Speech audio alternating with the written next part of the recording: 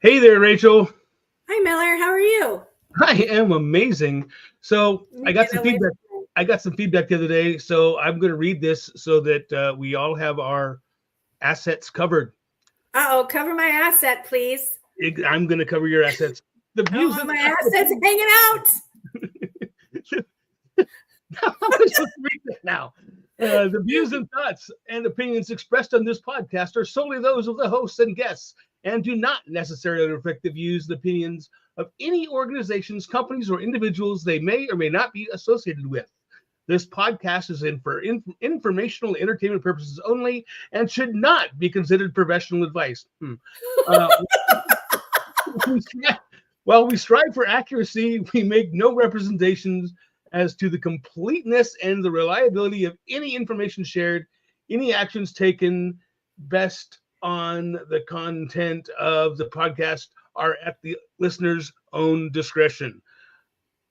I What? said now I'm good I with kind that. of feel like my assets are hanging out a little more now. I kind of feel like mine are too. So Rachel, you and I have been talking, and I was able to get a friend of mine in here.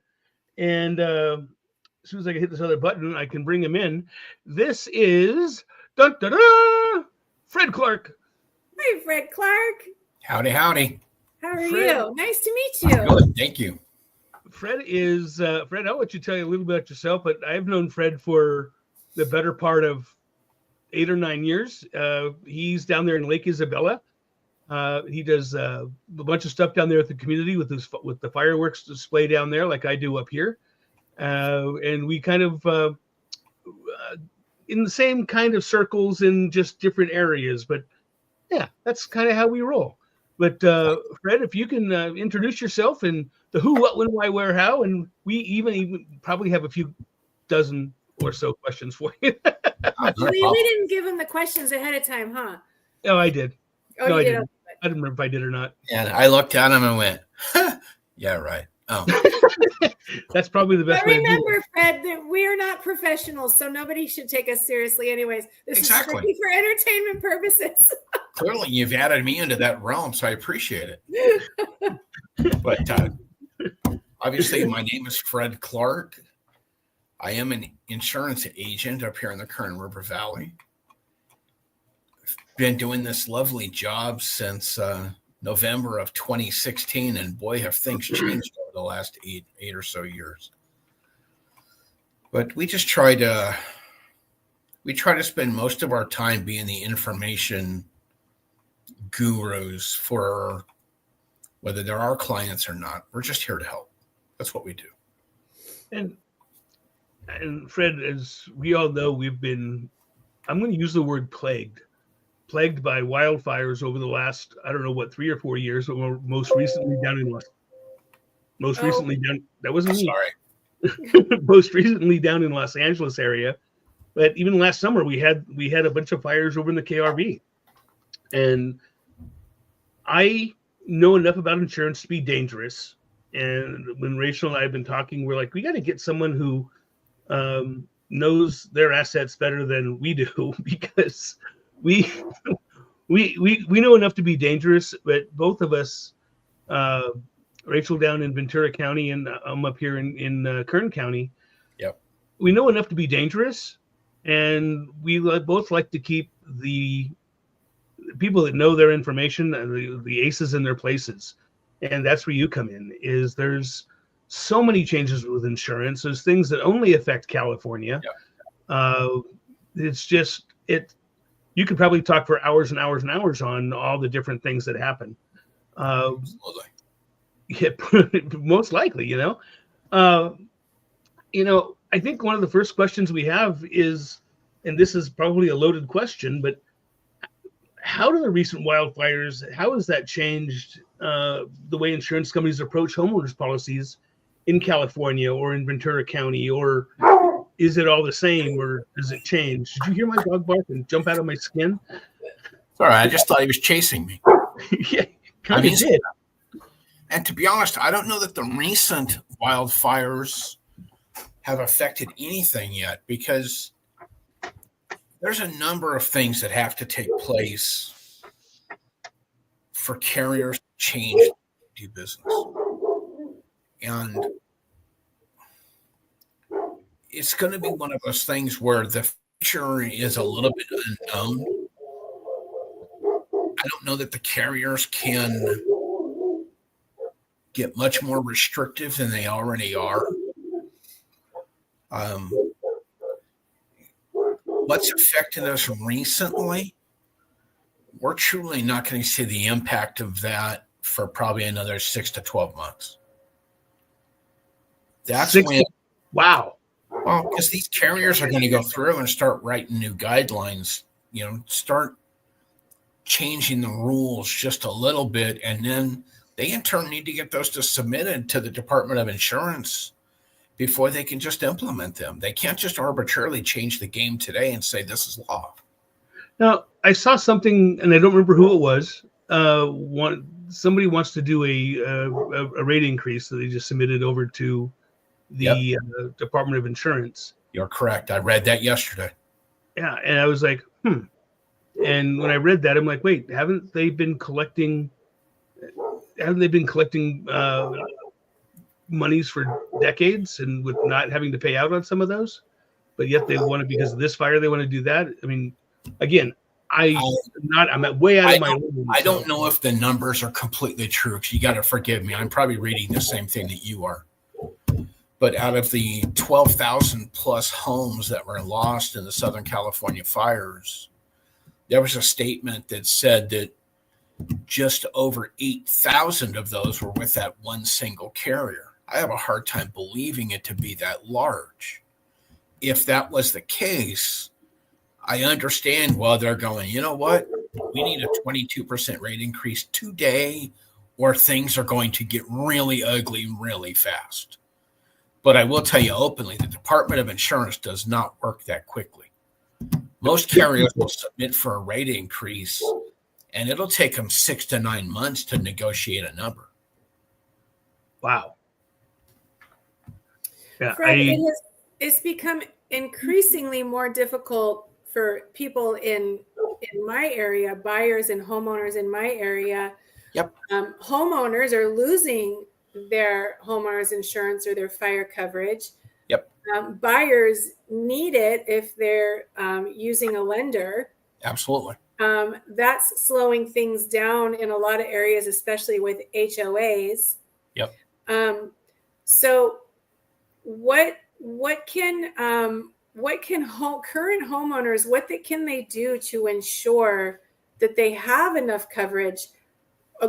I mean, there's things that we can do, but when we can't find the coverage, when insurance companies are dropping homeowners or not participating in helping buyers insure their homes, it's like catch-22. Do you have any advice for current homeowners and for buyers?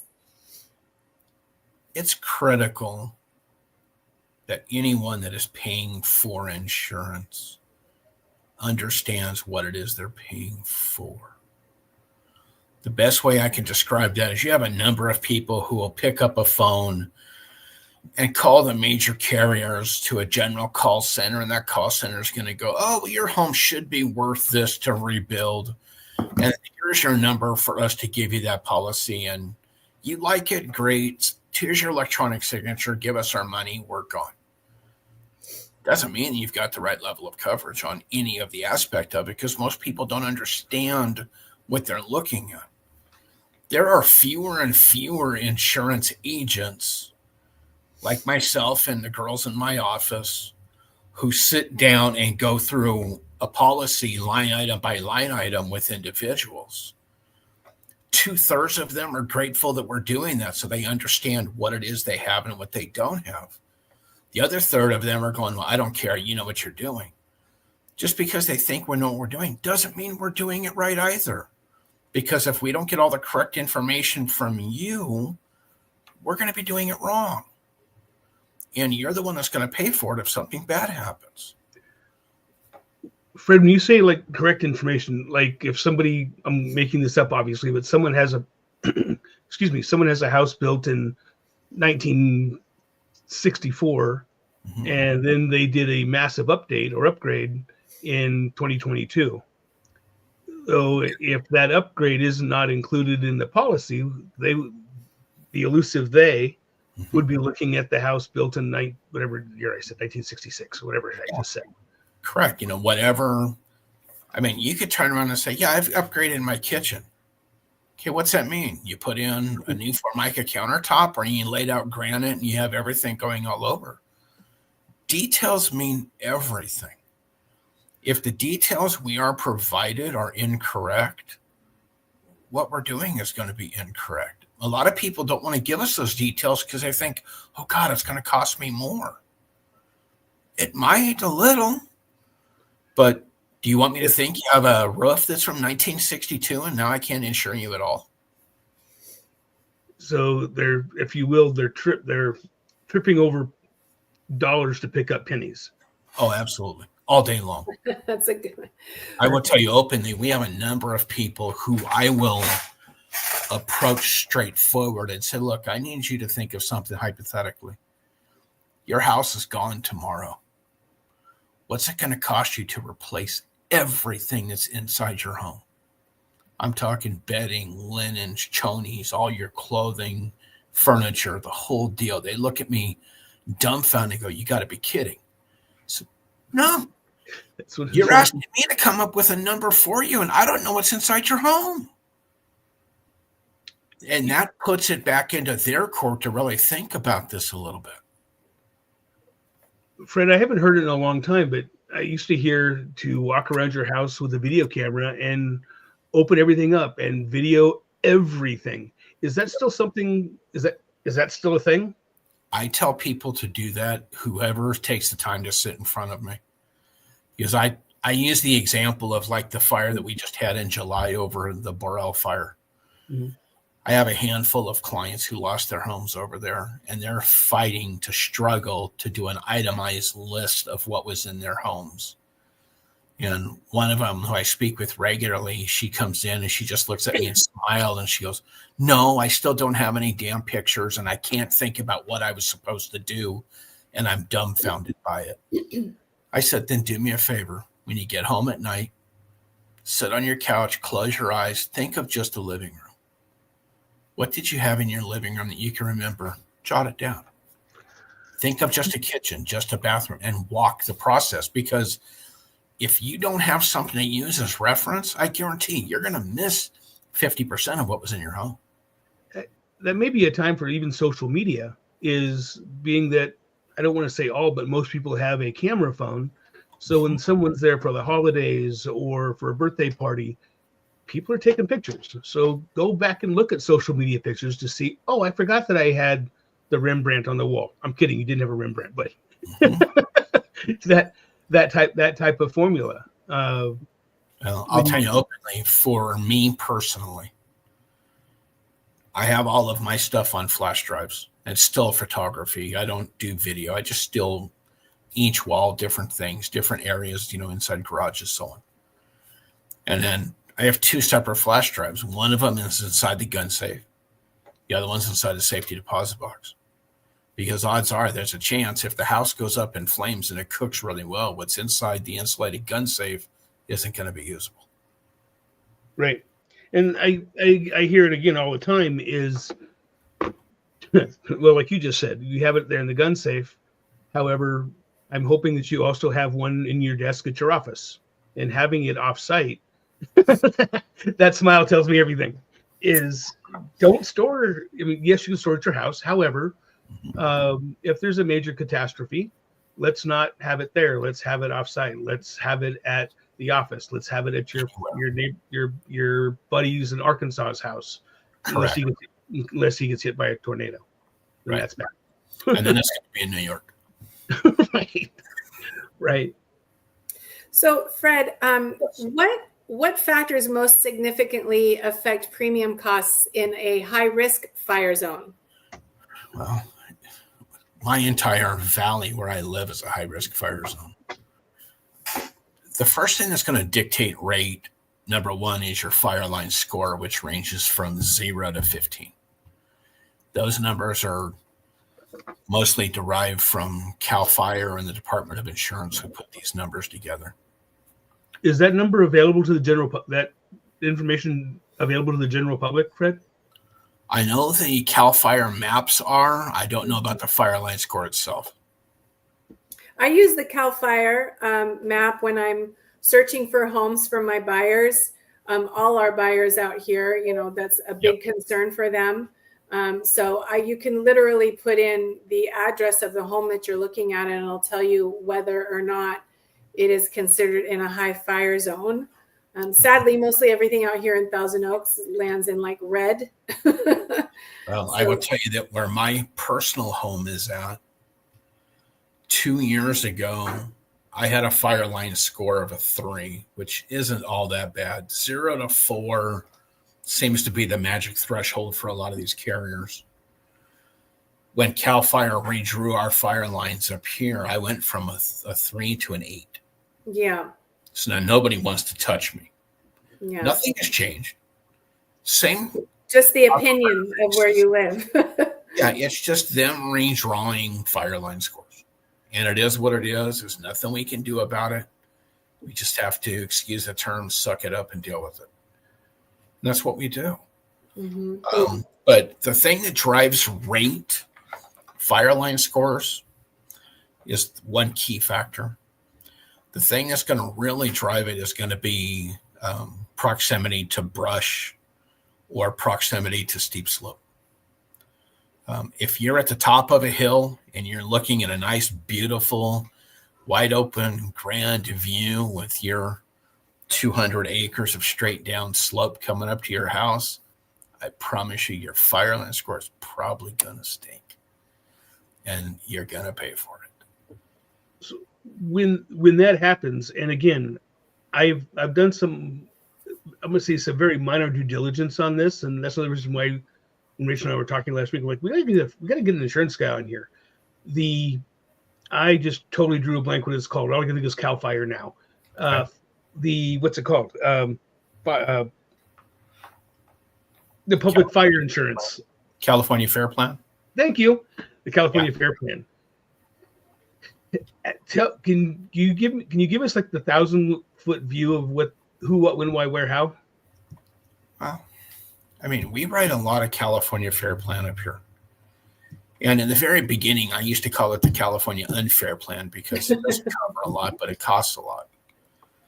But the more that I work with their internal teams and understand what they have, what they offer, and what they can give us, you know what? It's a heck of a lot better than nothing. The thing that is very different with the California Fair Plan than a standard, HO3. What's HO3? Sorry? What's HO3? It's a standard homeowner policy. Okay. So if you wrote, whatever major carrier and you utilized your nice, big, beautiful home and you had a standard homeowner policy, you're probably going to have more coverage than you could ever possibly need when it comes to personal contents and liabilities and water-related losses and thefts and anything else. And you're going to be covered all the way around in ways that you're beyond protected. It's just a good nest egg to have. The problem with having a California Fair Plan is if the person writing the California Fair Plan does not know what they are doing, odds are you're going to be underinsured. Because I've actually heard of some people telling me, well, the guy went on to Zillow and Zillow said that my price is worth this, so that's how much they wrote my policy for. Well, forgive me, but I don't give a damn what Zillow says because that has nothing to do with the reconstruction of your home. It happens all the time, and I'm not knocking people that do that because maybe they haven't been trained otherwise. Right. We were lucky enough that in the beginning, we did a lot of side courses and side studying and spoke with a lot of people within the Fair Plan and were able to learn some of the ins and outs of the do's and the don'ts, especially. So we do a lot of homework here. Rachel, if you owned your home outright and said, look, I don't care that my home is $1 million to rebuild. I only want to insure it for half of that number. We're going to write it based on what you said, but at the same token, I'm going to have you sign a document that states that you understand you are seriously underinsured. And when things go really wrong, you can't turn around and sue my backside off. Right.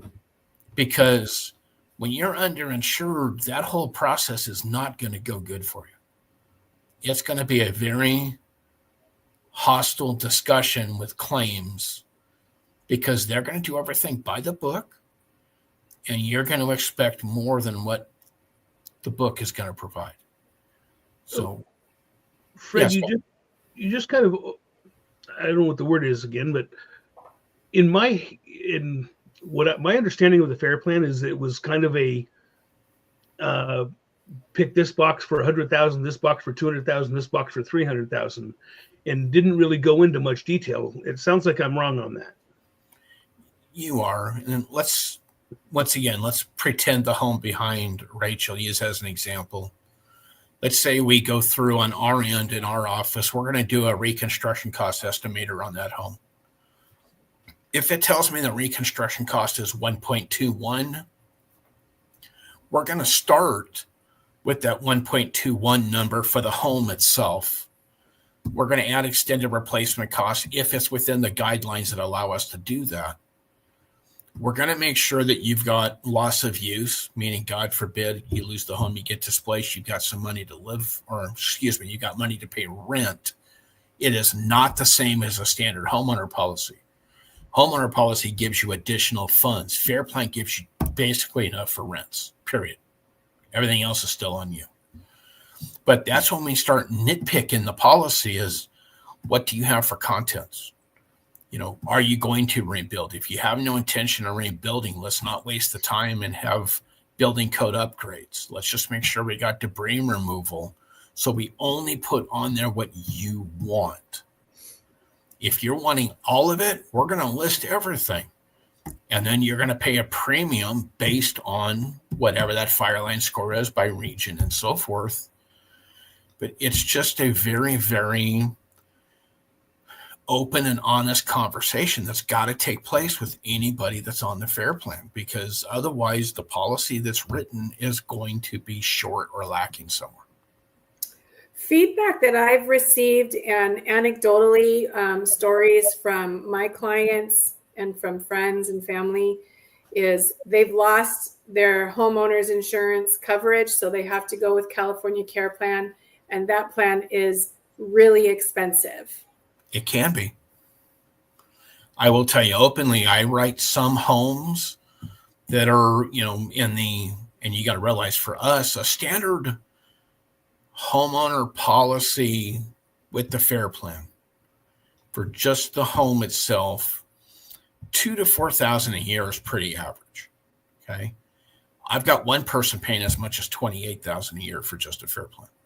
And that's just fire, correct? Fire, vandalism, malicious mischief, wind, and hail. That's it. Okay. No water, no theft, no liability are the other primaries for your wraparound policy.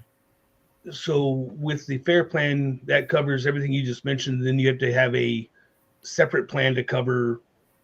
Correct. The legal term is a difference in conditions. We call it a RAP. Okay. And I will tell you the shortfalls of the RAP. They limit you on water loss. They limit you on theft.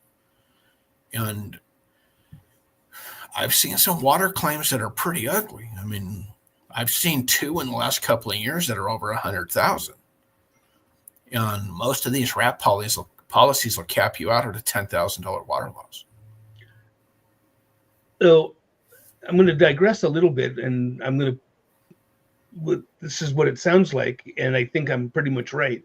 If John Q, homeowner, reaches out to online person without talking to someone like yourself, they, in all likelihood, may or may not, but I'm going to say in all likelihood, are going to get hosed because they're not going to have the information and data. I said that. I understand. I mean, I don't know that they're going to get, let's say, hosed, but I do believe that they are going to have a number of shortcomings on items should they have a total loss. I will tell you that the bulk of the policies I've seen written have been done properly. Okay, good. But I will also tell you I've seen a number of them that have made us go, oh boy, you need to come in here and sit down. But I'll tell people openly, I'm not interested in writing the policy for you. But at least give me a few minutes to give you the right information so you can go back to who did write it and get it changed so you're protected. So, Fred, in the last couple of minutes here, if someone wants to get a hold of you, what is the best way to do it? And I've tried to figure out how to put things on the screen. Every time I do, I end up clicking everybody off. We should add. We'll tell it, and then we'll add it in the text when we post. No problem. Yes, we'll do that. But if someone wins somebody, what I tell everyone, and you're going to tell me I'm crazy, but my email address is very corny because I got tired of the corporate one, so I started a personal one, which is just fredclarkinsurance@gmail.com. That's the easiest one. What insurance company, Fred? I'm sorry? What insurance company are you with? I am a agent for one of the major carriers. And okay. We also have what's called KRV Insurance, which is a DBA that I work under up here in Lake Isabella. Okay. But, my office number is 760-379-5641, except everybody in this valley has my cell phone. So they tend to use that at all hours of the day. I think it's on your on your website, Fred. It is. It's on my answering machine too, saying if you need me, call me. Last time I checked, anytime, day or night. 5. Fred, you're actually working with one of my customers right now. They had some ridiculous quote from some guy in LA. So you're dealing with Bigfoot and one of his customers on one of my properties. Recently. When Bigfoot first came out, I had a lot of hope for them up here. Right. I really thought they were going to be it. Boy, was I wrong. It backfired on us quite heavily, unfortunately. Right. They got a great model. It just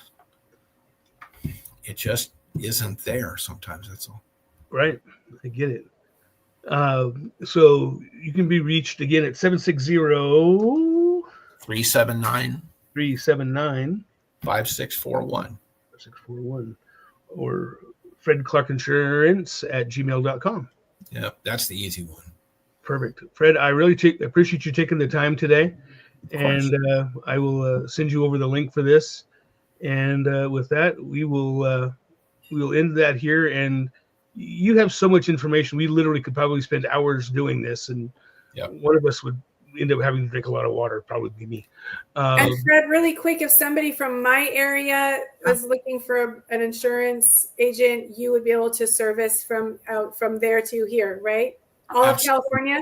Yep. I work with a gentleman out of Sherman Oaks who's an agent down there, and he has a heck of a time with all of his customers in the Hollywood Hills, Studio City, all of that. So anything they need in California, I'll be glad to assist. Great. Even if we can't write it for them and we point them in the right direction, at least they can get something done. Great. Good to know. Great. Fred, thank you very much. And we will bid you adieu. And Rich and I are going to do a couple more things with some home prices here in Thousand Oaks and Ridgecrest and even Lake Isabella. If you guys ever need anything or need me again, just let me know. I'll be glad to help. Thanks, Fred. Really appreciate it. Thanks so much. Nice to meet you. Have a great day. Take care. Bye. Bye. That was really eye-opening. Very entertaining and not professional at all. No. That was very eye-opening. I don't even know what to say right now. That was. Do you have your market report? I don't have mine today, but I feel like it might look the same as last week. Actually, I do, and I'm trying to open it right now because I'm cool like that. We'll do it quick. I'm trying. No pressure. no pressure, right? Obviously, no pressure. Move this over here. I'll move this over here. And I think this is opening. Oh, look at that. It's even your area, Rachel. And I'm going to go here and share my screen over there. There. Thousand Oaks. Oh, here we go. It has my name on it, but that's okay. It's actually, I can't change it or cover it so I can't see it. I see There. how you are. Right? So there's your Thousand Oaks area. Mm. Yeah, it looks about the same as last week. Well, 15 new listings in the last 5 days. Yeah, 1.2 down, what, almost 21% though. That's interesting. From January to February. Interesting. Yeah. Let's see what mine says. What's yours? I don't know. I'm trying to find it now. Click.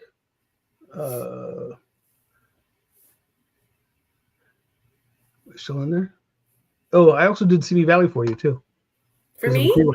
Yeah, because I'm cool like that. See how nice I am? Say yes. Yes, so cool. Yeah, see? Look at Simi Valley. That's also, again, interesting. It's a little different. Up a little bit, up by 1.8%. Yeah. Prices are up just a tiny bit. So Simi Valley's sliding up a little bit. Yeah. Days on market is going down. So that's actually a good thing. Almost, does that say 25? It does say 25%. That's amazing. Mm-hmm. That's a great number. I love that. That's very good. Yeah. So you have a listing in Simi right now? You don't have a listing, do you? Not in Simi. I do not. Simi. But let's go look at this one and hit this button over here. And this, I got to get better at this. Click, share. It's a lot to do. Yes, look at that. There's for Ridgecrest, median 315,000 compared to your 1.2 million. We have 69 active listings, 10 listings in the last 5 days. And very nice. Last week, I think it was only 5. Our days on market, that's a strong number, 46 days on market. That's a really strong number. I would like that to be your number. Can we trade, please? I would really like to trade. And because we had Fred on here, I also did Lake Isabella. I think. Yep, I did Lake Isabella too, because Lake Isabella is.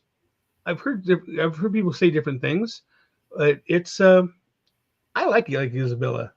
$235,000 is the median price range. 35 listings. I have 3. There's 3 listings down there. One of those is not mine. And days on market is 85 days on market in Lake Isabella. And that's going down. Obviously, it's almost 6% less than it was last in January. Mm-hmm. So things are definitely changing. I think it's always changing. Well, yeah. Forever changing. Yes. So, and doesn't mean anything, but that you and I, we had an opportunity to actually have lunch last week. Yes, we did. Went down and had lunch with some other friends down there and hung out and did let's talk real estate. I'm sure our waiter really appreciated that the whole time. But so anyway, I think we will go ahead and end this here. We got really close to 20 minutes, but a little more because it was good information. We did good. We're going to wrap. We are going to wrap. I will see you this time next week. Yeah. And with that, I thought I was going to have a goodbye on here. Maybe I will. Wait, can I play? Wait, I can do this. Right? Got that going. And I think I even have now we've entered the entertainment portion. Right? Okay, bye. Bye, Rachel.